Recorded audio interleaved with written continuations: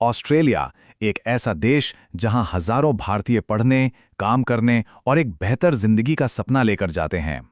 लेकिन क्या हो जब वही सपना एक डरावनी हकीकत में बदलने लगे? तो चलिए आज इसी पर बात करते हैं और समझते हैं कि ऑस्ट्रेलिया में एक भारतीय नागरिक पर हुए हालिया हमले का पूरा मामला आखिर है क्या।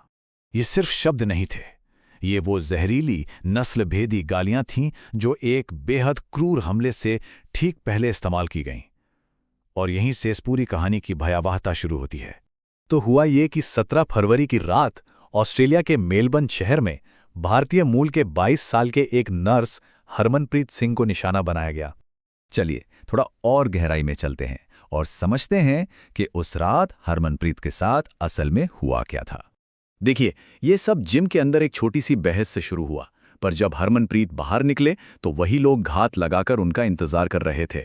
उन्होंने हरमनप्रीत को नस्लभेदी गालियां दी, उन पर बेरहमी से हमला किया और फिर वहां से भाग गए। मतलब ये एक सोची समझी साजिश थी। ये खुद हरमनप्रीत के शब्द हैं। हमलावरों में से एक ने अपना सिर उनकी नाक पर इतनी जोर से मारा कि वो टूट गई। ये बयान ही हमले की क्रूरता बताने के लिए काफी है। चोटें इतनी गंभीर थीं कि उन्हें पूरी रात अस्पताल में रहना पड़ा और डॉक्टर कह रहे हैं कि शायद उनकी नाक की सर्जरी भी करनी पड़ सकती है। और जानते हैं, जिस्म के जख्म तो शायद भर भी जाएं, लेकिन मन पर जो चोट लगती है उसका क्या? हरमनप्रीत का ये बयान उस डर को दिखाता है जो अब उनकी जिंदगी का हिस्सा बन गया है। सोचिए, एक जगह जहां वो फिट रहने जाते थे, अब वहां जाने से भी डरते हैं। लेकिन एक मिनट रुकिए, ये सिर्फ हरमनप्रीत की कहानी नहीं है। ये हमला तो एक बहुत बड़ी और चिंताजनक तस्वीर का बस एक छोटा सा हिस्सा है। चलिए आगे देखते हैं कि ये पैटर्न कैसे बनता है।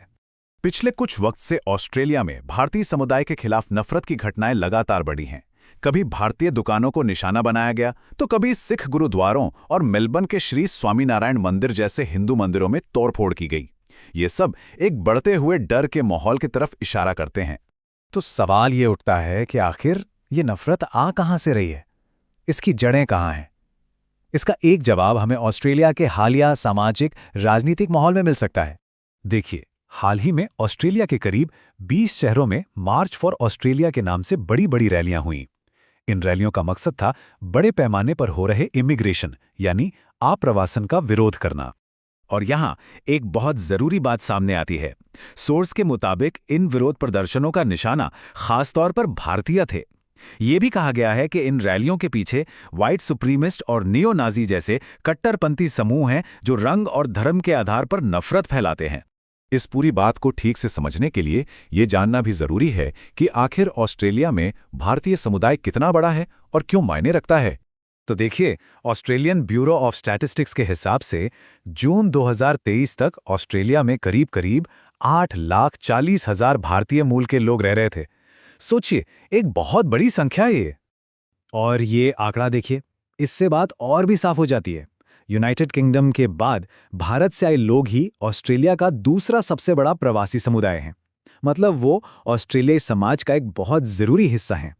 तो आखिर में ये सारी बातें, ये सारे आंकड़े हमें एक बहुत ही बुनियादी और शायद सबसे जरूरी सवाल पर ले आते हैं।